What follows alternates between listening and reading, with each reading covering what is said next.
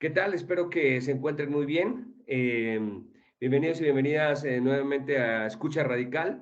Estamos pues muy alegres y con mucha emoción después de una odisea ahí técnico-chamánica de estar aquí. Aprecio mucho la presencia de Doris Steinbichler. ¿Sí? Ya tú me dices si está bien o no.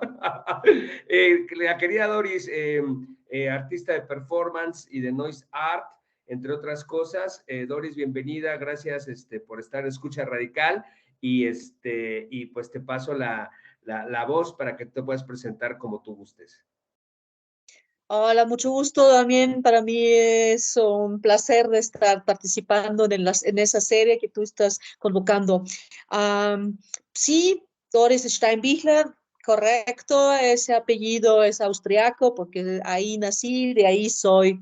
Yo llegué a México en el diciembre 89 y tuve una temporada del diciembre 89 hasta el 2000, inicio de 2005, finales de 2004.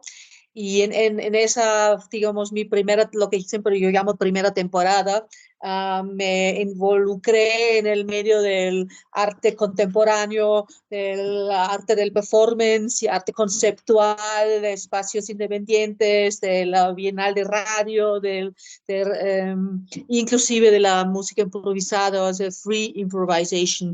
Eh, todo un mundo, inclusive todavía me metí hasta en proyecciones análogas, ahí fundando con otros amigos que vienen del cine análogo, o sea, de los 16 milímetros, yo diría hoy día ya famosa, el colectivo, el famoso colectivo La Trinchera. Pero yo, Doris Steinbichler, en el 89, cuando yo llegué aquí, todavía yo era una normal turista, no tenía ni idea que me voy a quedar aquí. Así que si uno quiere saber un poquito de los diferentes pasos que yo tomé, yo vengo de la música, yo estudiaba violín, o sea, pero del nivel de la edad de 10 a 18. Y a los 18 yo tuve mi crisis, como todo buen adolescente, y dije, no quiero terminar en una orquesta de quinta, en la provincia, y después dando clases como alumnos, como yo, o sea, simplemente me vi reflejada en eso. La maestra que tome, dije, yo voy a terminar como ella dando clases. Y dije, no, frenos, no, por ahí no. Y hice una curva hacia las artes plásticas y primero me enrollé de historiador de arte, o sea, estudiando historia de arte y y después ahí tenía mi siguiente crisis y me salí de Austria por completo. Pero eso es nada más digamos, quiero echarle las porras a todos los que tienen una crisis cuando están estudiando entre 18 y no sé qué. De todos modos, pueden salir performanceras. No solamente porque no agarran la curva a los 18 no significa que no de todos modos agarran la onda unos años después, como en mi caso. Entonces, cuando yo llegué a México, primero yo di clases de alemán e inglés y estaba en el rol del rock, del tianguis del Chopo, en la música rupestre, con cuates que estaban en radio educación, organizando conciertos para Jaime López era el grupito de Radio Educación que editó el disco de Rock Trigo, El Profeta de Nopal. Entonces, para mí estaba en un mundo donde pues, entre lo que me contaron de los hoyos funkis de los 80s y de las grabaciones caseras de, no bootlegs, porque pues nadie los grabó de otra forma, todo era el do it yourself, hazlo tú mismo, o sea, tú no te organizas, inclusive siempre, como dicen aquí, la tira atrás de ti, nadie te va a abrir paso, pero como yo llegué ya en el sexenio de Salinas, ya había llegado también todo, o sea, ya había llegado los conciertos grandes, ya era Ocesa, ya era que a la escena nacional los habían simplemente con un paso elegantito de los 80, me refiero, la escena estaba simplemente out y llegaban los nuevos nombres, los nuevos grupos. O sea, yo todavía vi a Café Tacuba en el look. Eso fue como apenitas llegué a verlos todavía y después ya explotó toda la escena y se volvieron todos superstars. Y yo en ese entonces me moví más bien en la escena del performance en las casas de cultura. Significa, era un trueque con los artistas plásticos, una inauguración, o sea, pudiste hacer tu performance para su inauguración. Entonces era un poquito ir y venir en mano en mano. Ellos te abrieron paso, o sea, ellos lograron que había un espacio que siempre se traduce como en visibilidad, en ese entonces al mínimo. Entonces yo estaba así medio un undergroundcito en las casas de cultura y, y que por el cumpleaños de mi abuela, que mi familia me invita otra vez de regreso a Austria, y por eso me pierdo el primer festival de performance que estaba en el Museo del Chopo. Pero a mi regreso me dicen, Doris, grandes noticias, hay un festival y uno puede hasta ganar dinero. O sea, en concurso con premio. Y yo, oh, oh, y, no, tienes que participar. Oh, oh, casi me tenían que hacer que poner ahí, y yo, pero, no, yo no estudié eso, y dicen, no, aquí nadie estudió eso, así era la actitud en el 93. Y entonces yo me meto en eso y como yo estaba un poquito también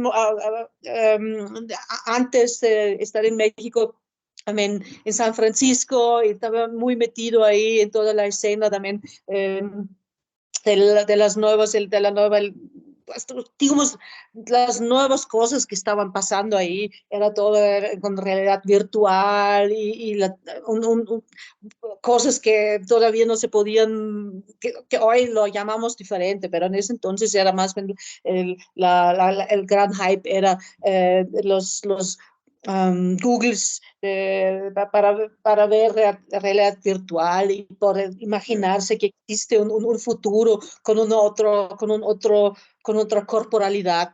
Entonces, para mí era algo como la verdad. Y en Austria, en ese tiempo, cuando estaba como en ese año que estaba en Austria, vi también muchas cosas, como también transmisiones de conciertos simultáneos de diferentes lados, o sea, de que se utilizó ya el Internet en universidades, de que un músico está en Berlín, el otro en Viena, el otro en París, y conciertos, y también así se llevan a cabo conciertos, y también estaba en un simposio donde se habló sobre todo eso. Entonces, a mi regreso y para participar en un festival donde había un concurso, dije, C++. Ese es el lenguaje de programación que en ese entonces era el único lenguaje que se podía utilizar eh, para, para programar lo que en un futuro dado o hoy día se utiliza no, hoy día se utilizan muchos lenguajes, pero lo que en ese entonces se podía utilizar, estar más rápido. Era un lenguaje que todo el mundo utilizó cuando quisiste entrar al mundo de programar algo en realidad virtual. Y eso fue una propuesta mía para el Festival del 94. Okay. Se trabajó con una cámara que yo tenía en la mano, estaba escondido en una bolsa, entonces nadie me pudo ver, pero después salió un cablecito y un proyector de video, una persona atrás que lo cargaba y lo movía un poquito, y una pantalla. Entonces yo tenía la cámara también por mi boca y por todo el cuerpo, y hablaba de los lo que se llamó los leyes de la realidad virtual como teatro. Y son puros frases, el cuerpo es el interfaz, la realidad no es necesario, hasta donde aguantamos el input, cuál es, o sea, lo que hoy día se llamaría el meme, y cómo utilizas el meme, o sea, cómo defines o lo construyes. Y eso fue mi entrada a México, y ahí Claro, decidí. gracias Doris por compartir y me gustaría, si te parece, situarnos en esos Wonder Years, ¿no? Del performance, ¿no? Es decir, y Wonder Years, ya tú me dirás sí o sí no, porque me gustaría que también pudiéramos hacer como este ejercicio, porque te tocó realmente la ebullición, ¿no? Del performance en México, considero los 90 sobre todo, y pues estamos en el 2020, ¿no? Entonces, realmente me gustaría que tú nos pudieras dar como esa, desde tu visión, esas diferencias tal vez entre los 90, inicios de los 2000, ¿no? A los 2020, donde, ¿cómo has visto este pasar, Doris? O sea, de toda esta ebullición constante a nivel cultural y social, ¿no? Estaba el ZLN, estaba la cuestión de toquines, como tú dices, todavía ahí saliendo de Londres para los grandes conciertos, el rock nacional, la onda del performance con ebullición. ¿Tú qué sería el primer contraste que tú podrías dar, Doris, de esos 90s, ¿no? A la actualidad y en ese proceso como algo que tú digas, estos son como los diferentes estadios los cuales me ha tocado observar, porque ha sido una testigo desde esos 90 hasta los 2020, aparte, eso se me hace muy interesante, ya tú me dirás, con esta posibilidad de estar dentro y fuera, ¿no? O sea, es decir, ya te consideramos así como nacional, vamos, pero tú también vas y vuelves y eso te da como otra mirada también de la escena y de lo que está pasando. ¿Cómo verías esto, Doris? O sea, sí, ahorita ya son varias preguntas en una. Sí, Si se me va una, me recuerdas otra vez. Um, claro. una cosa para mí, o sea, al principio de los 90 para mí no era factible de ir y venir a Europa seguido. Además, habían como que al principio fueron 7 años donde me quedé corrido aquí, y la segunda vez así 5 años, y así como que no tenía realmente, no logré mantener la constancia con Europa, pero a mi regreso en el 2005 vi una diferencia brutal, y era la más, lo más, y eso es lo que para mí me gustaría contestar como primero, Claro. porque realmente estoy muy feliz que estuve en los 90 en México, porque yo llego, o sea, yo llego realmente de una acción, o también de un activismo, de hacer, no de la teoría, no del escribir, no del posgrado. Yo llego de estar en marchas en San Francisco y ocupas en Berlín. Y como de adolescente todavía en Austria, viviendo las casas ocupadas por la prensa amarillista. Inclusive el activismo austriaco, pero llegó a mí primero por la prensa amarillista. Sí, Claro. todos en la universidad, cosas así. Eh, Claro. uh, y la gran diferencia, como el shock para mí cuando regresé a Austria en el 2005, era ver todo lo del performance, tenía realmente un parteagua con el activismo. O sea, Mm. era académico, teórico, limpio, um, y, mm, y, y todo lo que venía del activismo era despreciado, Mm. porque inclusive lo sentí como una membrana semipermeable. Los artistas sí podían irse al activismo, o sea, los activistas, pero los activistas nunca iban a tener reconocimiento en el mundo del arte. O sea, si tú Ok. la gente que estaban realmente metido en cosas activistas, jamás, pero Ya. jamás iban a tener acceso a una galería. Y en México, en los 80, 90 y 80 más, era una escena. O sea, realmente es como no había chance de volverte burgués como por performancera. Lo hiciste por una necesidad existencial, Mm, donde me faltan las palabras para decirlo más que con eso, existencial. Era, sea por el 85, donde la Ciudad de México estaba en escombros y la gente eh, se metieron a sacar, intentando de sacar a los sobrevivientes con sus manos, ¿no? Comparando con la policía que nada más protegió los tesoros y los cajas fuertes o la maquinaria, como por donde después se desarrolló el sindicato de los costureras. O sea, eso es para la vivienda, movimientos de vivienda digna, movimientos hasta, pero ahí también, ahí es el desliz ahí como teatro en las calles, radio en las calles, teatro, o sea, el teatro de los oprimidos, eh, Brasil, o sea, ¿de dónde viene? No viene del primer claro. mundo, de aquí. Eso es, y todo, y estos, es ir y venir. Yo también estaba en colectivos de video que hasta hoy existen. O sea, la necesidad de expresarse, el romper el dogma de Televisa, todos eran, deberían de ser, siguen siendo eh, eh, motivaciones de decir, yo, yo tengo algo que decir, ¿no? Yo quiero comunicar, yo quiero hablar contigo y lo hago en la calle, ¿no? Pues, las galerías en los 80s, óleo sobre lienzo. Claro. Sí había un grupo, pero cuando quisiste vender necesitabas el producto con clavo en la pared, claro.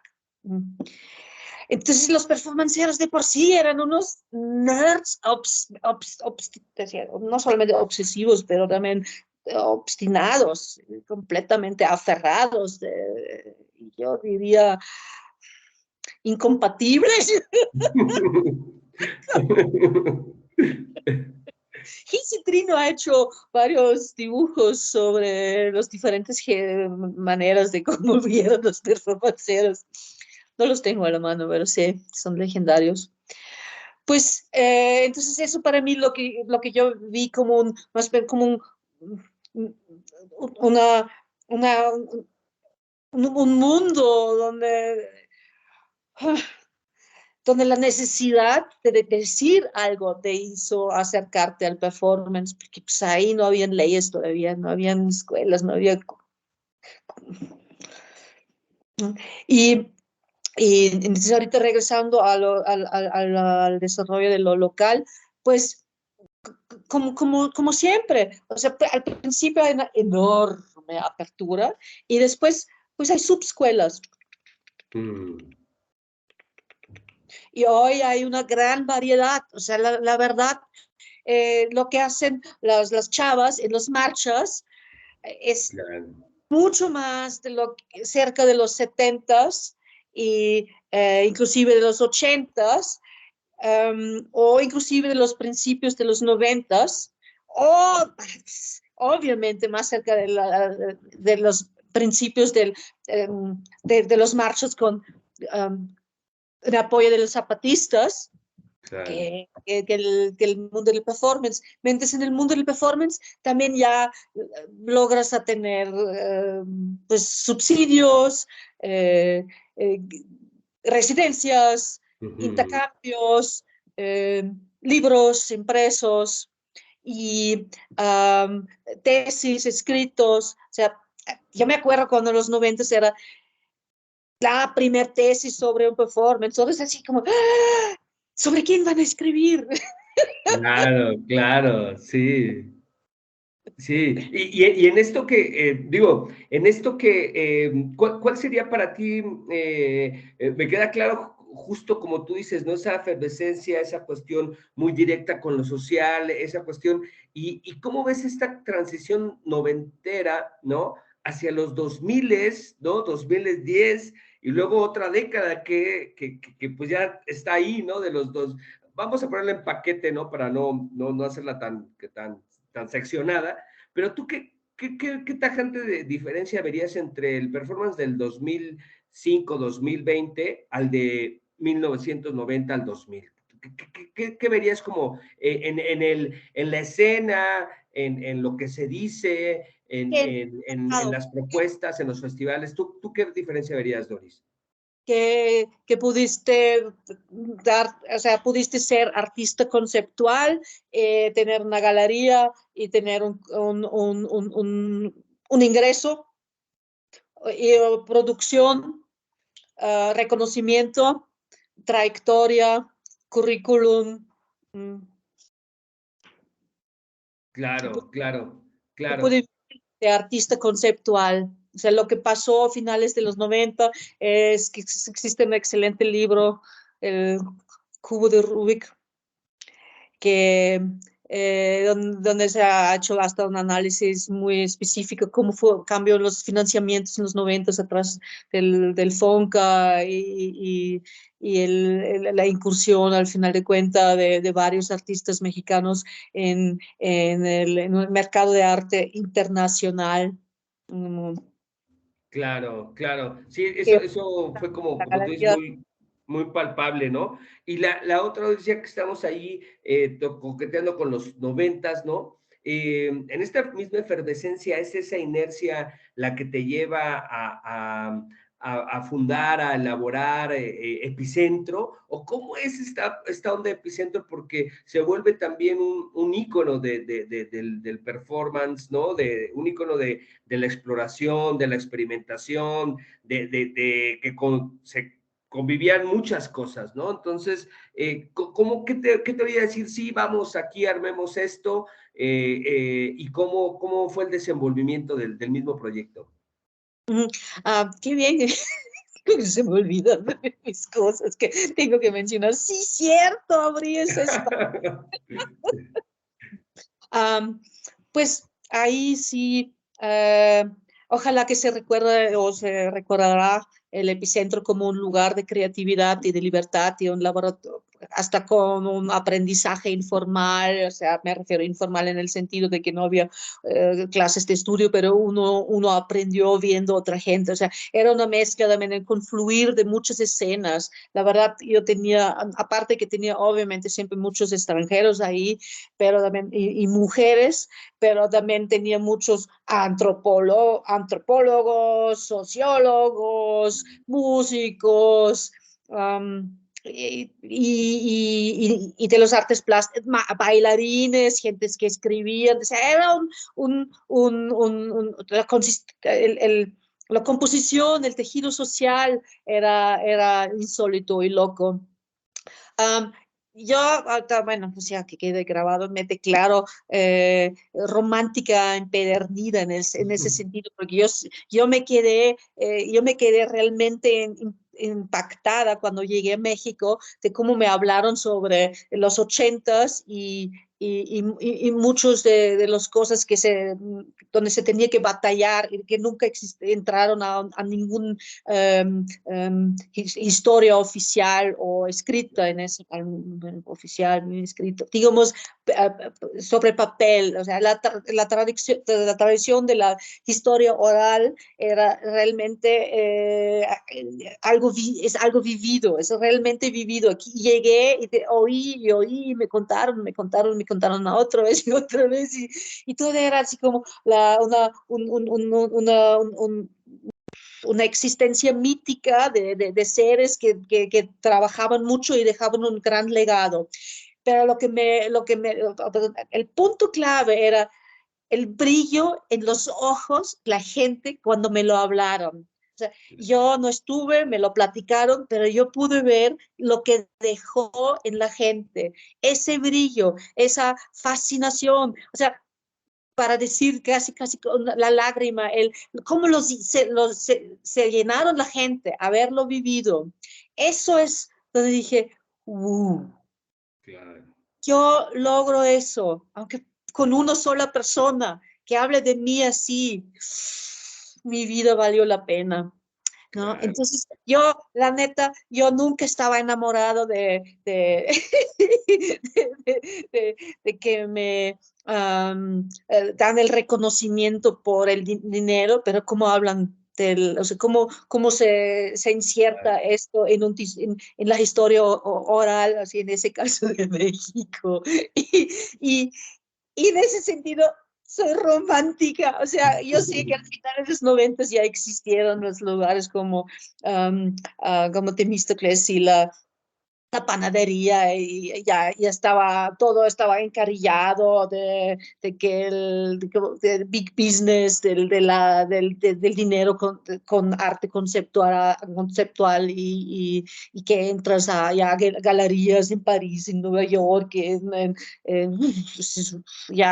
o sea, el momento que Gabriel Orozco ya tenía sus exposiciones individuales en, en muchos lados. Ay, yo me acuerdo, el libro de Taschen, esa editorial alemana, sobre individual, sobre Orozco, y todos estamos, tiene su propio libro de Taschen. ¡Órale! Ya supimos, parte agua.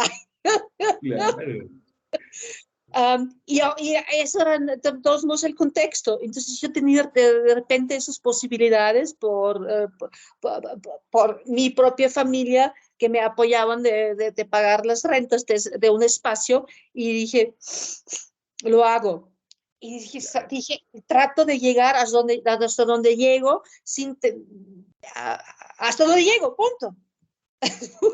Claro, claro, claro. Sí, y yo creo que, como tú bien dices, ¿no? Y qué bonito que lo digas con esa emoción, porque yo también, al leer, ¿no? O al escuchar anécdotas, realmente es eso lo que sucede y te puedes dar cuenta, ¿no? O sea, ese brillo de, yo recuerdo que ahí vi yo recuerdo que hicieron yo recuerdo, y justo creo que eso de alguna manera en este ejercicio, a lo mejor sin caer como una comparación tajante, ¿no? Pero creo que sí se ha perdido como este impulso de este laboratorio creativo, ¿no? Como tú le has dicho, es más esquematizado en la onda de seminario, diplomado, congreso, ¿no? Pero la onda de vamos a crear y aprender de nuestros procesos, llamémosle artísticos o como le quisiéramos llamar, creo que ya se da poco, ¿no, Doris? ¿Tú cómo ves?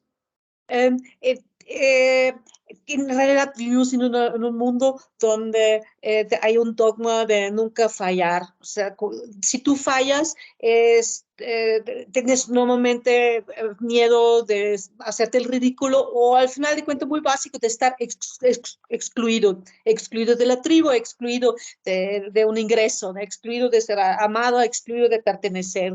Entonces, ese miedo a fallar está obviamente en el arte, o sea, no solamente en todos lados, pero obviamente también en el arte. Entonces, pero si no puedes fallar, nunca puedes crecer, porque si todo tiene que ser paso con guarache, nunca hay un desliz y se y oh, así no va a funcionar, ok. O sea, yo creo que uno aprende con una velocidad cuántica cuando te da un zape, o de la vida te da un zape. O sea, todo eso de siempre tener todo bien organizado, acolchonadito y protegido, perfecto. Llegas a tu posgrado, te lo aseguro. Pero ¿dónde están los lugares donde te puedes también permitir de fallar sin que te expulsen, así como, ¡out! ¿No? Claro, claro, y fíjate que esto que mencionas me resuena mucho porque de repente ha pasado mucho también con la entrada misma del performance en los centros académicos, ¿no?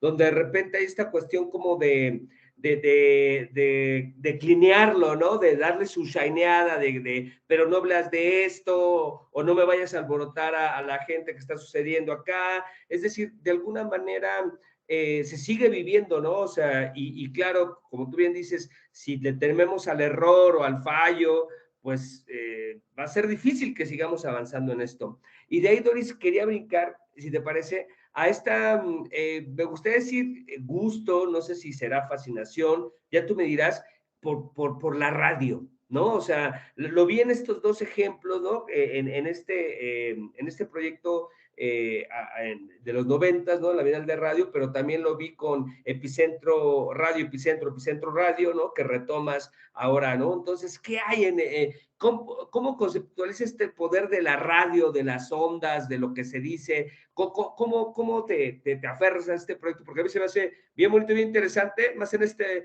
mundo tan lleno de, ahí está, ¿no? Radio Epicentro. ¿Cómo ves esta onda del radio? ¿Por qué te llega a la médula, Doris?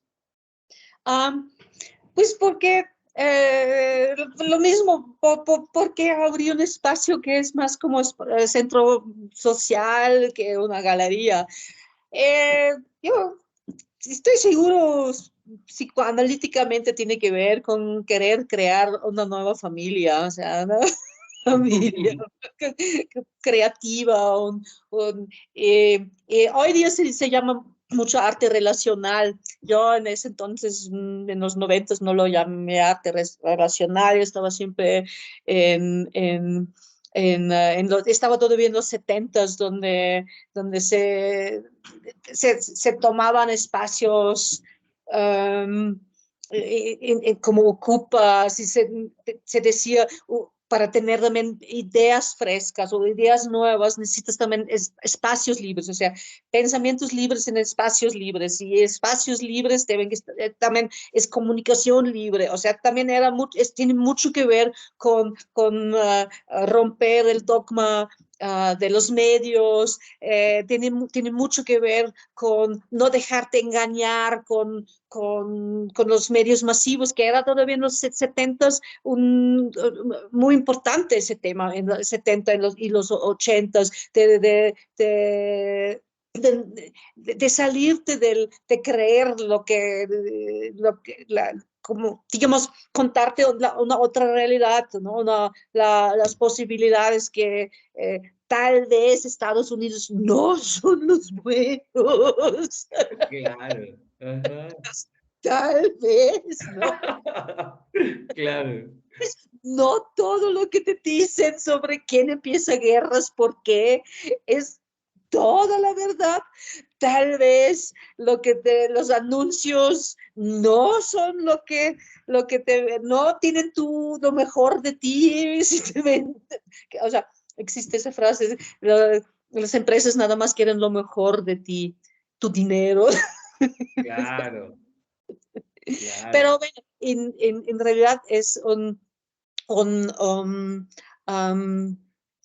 intervenir en la realidad. O sea, sí, igual como lo estabas, cuando empecé a hacer también eh, proyecciones análogas, era para mí de romper lo que es aquí, de esa pantalla que es siempre shiny, shiny, perfecto, y uno nunca ve como de lo de atrás, cómo se construye eso. Una vez que pasa toda la máscara, el vestuario y la iluminación y después la edición y todo eso, pero cuántas cosas pasan atrás, y eso, como meterse, como Woody Allen en una película, de meterse y transparentar los procesos. Eso es para mí lo que está atrás de trabajar como con esos colectivos de visualistas, o como también con el término fino, expanded cinema. Pero el por qué radio, también porque también meterte en la comunicación y hacer y no dejarlo así al big business, al quien de por sí tiene los medios. O sea, la verdad no están en nuestro favor. Créeme. Claro. Claro, y que creo, ahorita que te escucho, compartirlo. Lo ligo mucho con esta acción también performancera, performativa, como lo podemos llamar, de esta cuestión de que la voz también es el cuerpo, ¿no? Que la voz también está corporizada, ¿no? Si viaja por ondas y demás. Y esto que dices de irrumpir y de hacer las grietas en un sistema tan dado, ¿no? Y que a mí me parece bien interesante porque ahora con este fenómeno de la pandemia, ¿no? O con este suceso, cómo también de repente volvimos a este fenómeno de los podcasts, a mí me llama mucho la atención, ¿no? De repente volvimos a tener o nos volvemos a dar la oportunidad de escucharnos, ¿no? O sea, ok, sí está chido vernos, está chida la pantalla, pero lo que tiene el radio, para mí era lo mágico, ¿no? La escucha, la imagen mental que se iba formando de lo que la otra persona a muchos kilómetros o pocos, pero no en mi mismo espacio, narraba, ¿no? Entonces, y de ahí, Doris, me gustaría hablando de estas ondas y de la radio, tu gusto también llamémosle arte sonoro, ¿no? Llamémosle noise art, pero también está como que la vibración, ¿no? O sea, está ahí también presente, ¿no? ¿Cómo ha sido, si esto ha venido transformándose dentro de ti? Yo recuerdo las veces que hemos coincidido, lo de los cuencos, ¿no? O sea, siempre hay un gesto sonoro, auditivo, percusión y no sé, que vibra el cuerpo, ¿no? ¿Cómo fue este desenvolvimiento para ti, Doris? Um, it, um, en ese entonces, yo estaba escuchando radio. Yo soy fui una niña que creció en un seno de una familia que tenía una empresa y mi mamá a partir de un cierto momento, como cuando yo tenía 10, 11 años, ya no estaba en la casa cuando yo regresaba a casa de la escuela. Pero también ya antes, así como de regresar a casa, era escuchar radio. Radio era permanentemente prendido. Y en un momento dado yo me encuentro como niña entre los 8 y 11 años, siempre así, literalmente está sentado al lado de la radio escuchándolo. Y en algún momento sorprendo a mi mamá diciéndole, quiero aprender el violín. Pues que había yo escuchado algo de música clásica y dije, yo quiero hacer lo mismo. Entonces me planteo enfrente de mi mamá, digo, quiero aprender el violín. Ella se infarta, dice, ¡ah! ¿No? Entonces había después un compromiso. Tú ensayas solamente cuando nadie esté en casa. Y eso fue como lo que me salvó de 10 por todos esos años cuando uno hace sus aventuras sexuales y de drogas y de salirse del nudo familiar.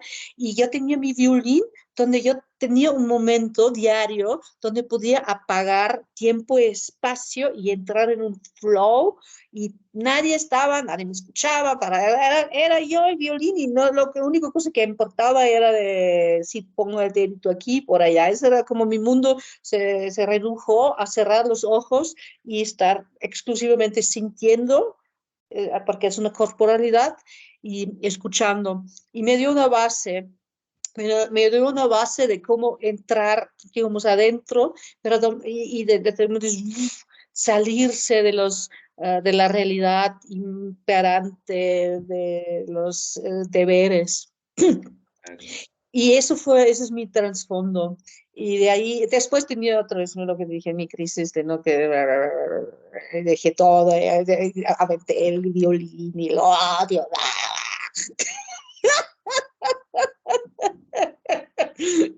10 años después, lo digo, ¡ay, sobrevivió! Eso todavía se puede utilizar. Pero, o sea, como de la música, de la experiencia de un flow, que te da una conexión a ti, a lo personal, a lo profundo, a donde no te importa cómo te ves y o cómo te oyes, ¿no? el siguiente paso fue como o sea, como la cacofonía del ruido y de la destrucción y los actos que también son constitutivos, son destructivos pero constitutivos. Y el siguiente fue retomarlo como terapia, o sea, los cuencos eran de sonidos también pueden curar, o sea, tal cual curar. Y hoy estoy en una fase donde trabajo mucho con la voz, donde digo levantar tu propia voz, o sea, encontrar tu voz, levantar tu voz en comparación con silenciar la voz, ¿no? Pero levantar la voz. Voz es como no, nuestro propio huella táctil. Todos tenemos un timbre, un tono y no, lo notamos cuando estamos muy alterados, hablamos un poquito más alto que cuando uno está un poquito más tranquilo, se le baja la voz, ¿no? Y esos son los cuerdas vocales que están tensos, son músculos que son tensos y lo podemos escuchar. Como si los músculos están tensos aquí, están tensos allá, están tensos allá y está tenso el pensamiento.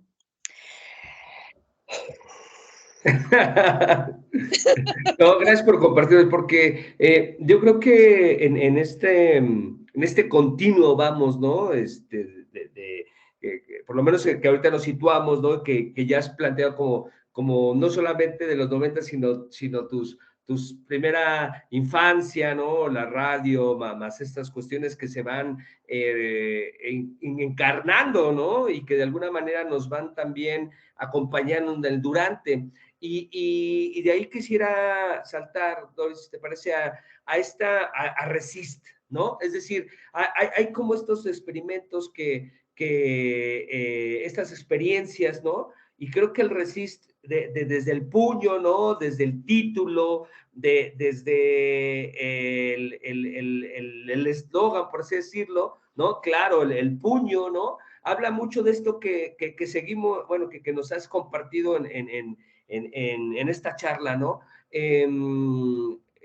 Lo armas en Austria, entiendo, pero también está como este tinte de resist, ¿no? De pugna, de hacer la grieta, de romper. ¿Cómo llega el resist?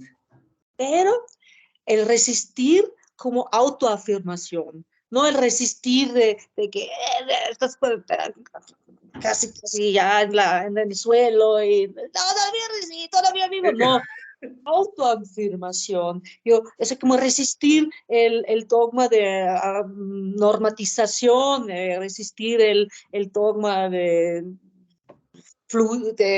de um, bueno, casi quiero llamar de la normalización. Claro, sí. De autoafirmación. Yo soy diferente o lo que sea que soy. Yo tengo mis valores y mis valores son buenos. Yo no los tengo que justificar. Los tengo esos valores y los vivo y ese es eso me da sentido y sentido me da vitalidad y vitalidad me da salud. O sea, es un todo. Y sí, se inició Resist en México en el 2019. Mm. Con un chorro de gente. Y se repitió en el mismo 19 con, en Viena. Claro. Y otra vez con un chorro de gente. Y pandemia y bueno, retroceso, todo es un poquito más lento, vamos un poquito para atrás y ahorita empezamos otra vez. Pero ¿qué es Resist? Otra vez un intento de crear comunidades. Son también trabajos de mm, de fortalecernos a nosotros mismos, de crear infraestructura y alianzas, de hacer una red de gente que se han visto personalmente, que es otra cosa que nada más saber en teoría y leer currículas, porque necesitas vibrar, nosotros performanceros necesitamos vibrar a los demás gente. Claro. y, um, también tiene que ver mucho con nuestras sensibilidades, o sea, reaccionamos, esos son trabajos para los espacios, pero también para la gente y para el festival. Y tú, por favor, lo sabes, o sea, no existe un mejor festival en México. Ahorita va el tapete rojo para tu festival, que es más sitio específico, pero gente y sociedad y energía y si quieres llamarlo hasta temperatura o clima y específico. En realidad, no existe un lugar donde más apenas está trabajando, aterrizando la propuesta, llegando al mero lugar de donde se hace el trabajo. Entonces el Resist también es estamos en la misma trinchera en ese sentido de que tratamos de crear um, um, eh, una, es nuestra pequeñita aportación a crear una sociedad con gente más fuertes.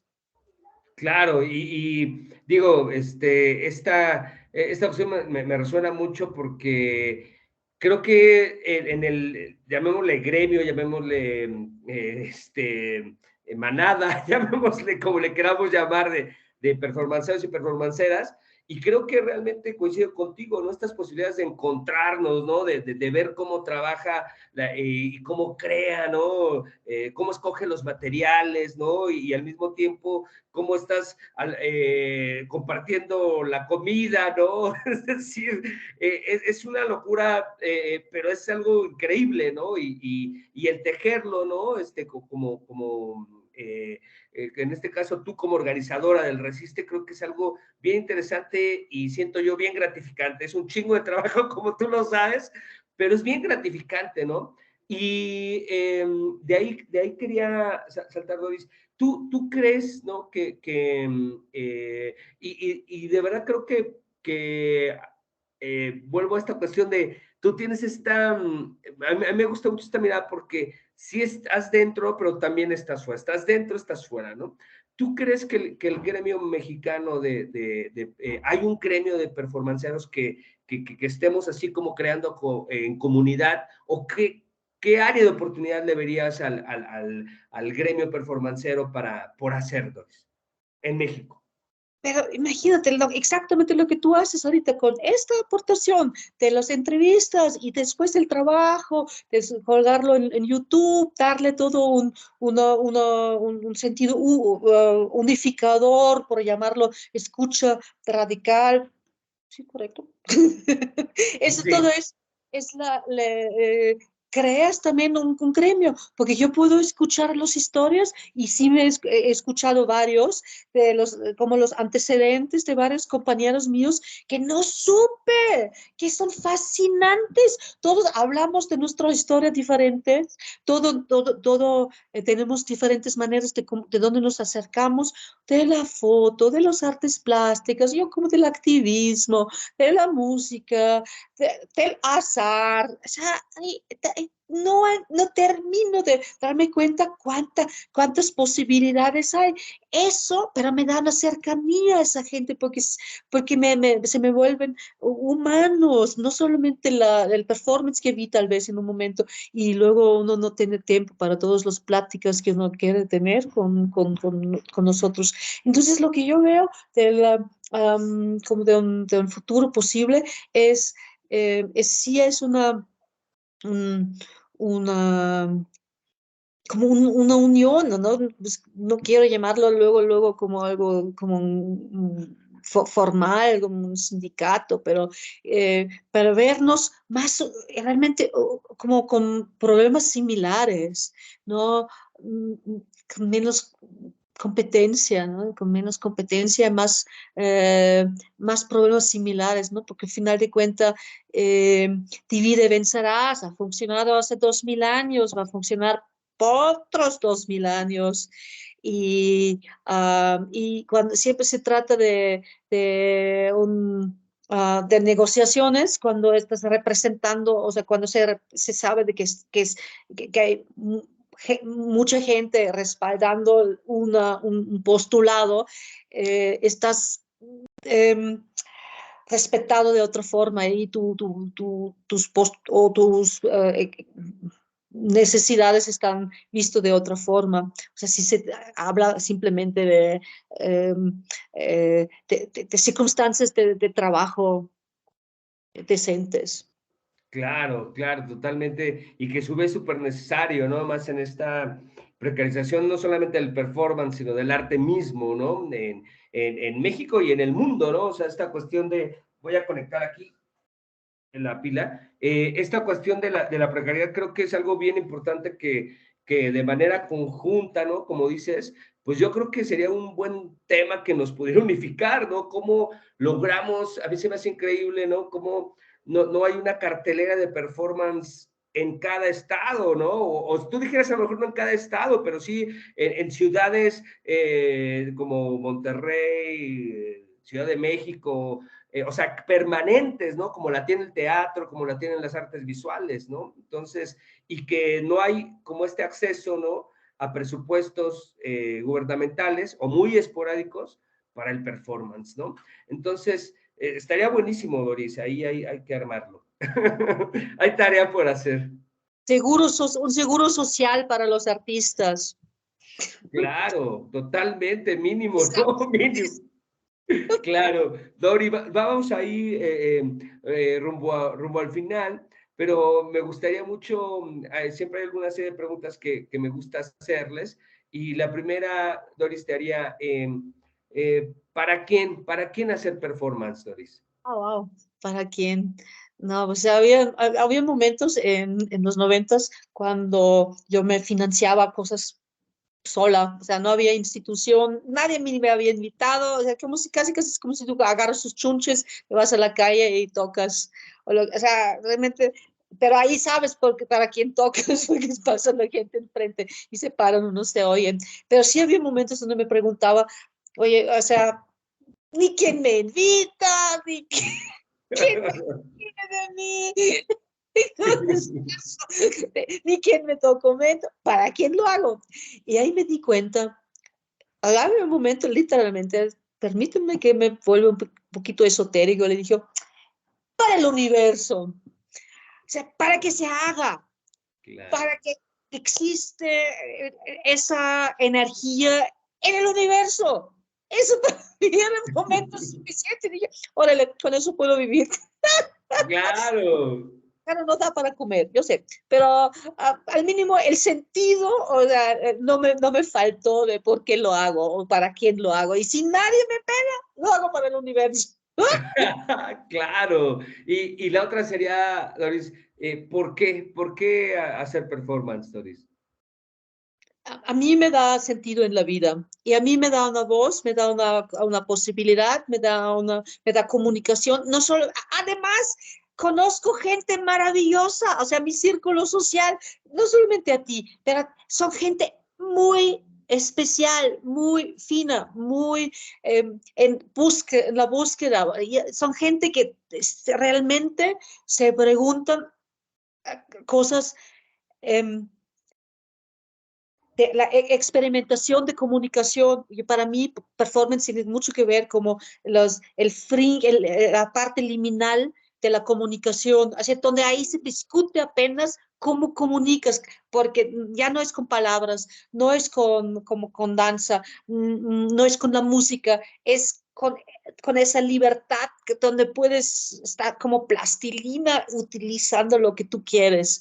Y eso es el arte experimental de la comunicación. Entonces, la gente que entran a eso son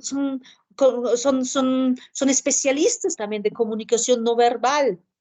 Y eso también es un regalo conocer gente así. Claro, claro. Y la otra sería, Doris, ¿para qué? ¿Para qué hacer performance? ¿Para qué es? O sea, ¿para qué ¿Para sentir? qué? ¿Para qué hacer? Um, um, a mí me mantiene sano. O sea, seguramente yo hubiera matado a alguien o Ya he terminado yo en el manicomio, no sé, pero me mantiene sana. Claro, claro, totalmente. Y de acuerdo. Doris, y a mí me gusta decir, ya sabes, performancear o morir, pero tú cómo completarías, ¿no? Performancear y, o performancear o performancear y o performancear y lo que tú gustes.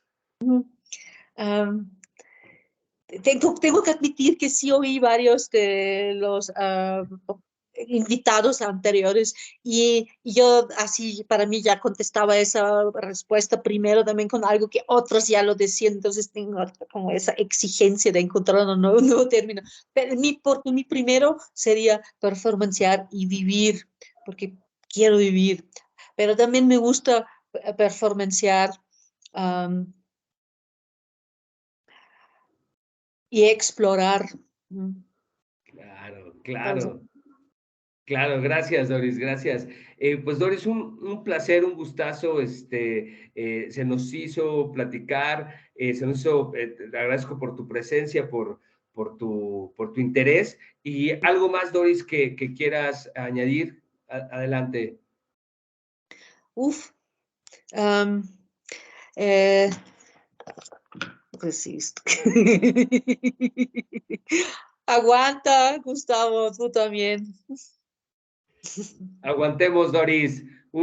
Pues un abrazo. Ahí están, hay material de Doris en la red, en YouTube, en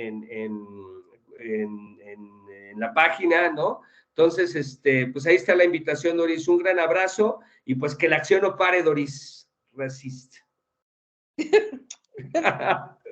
Gracias, Doris.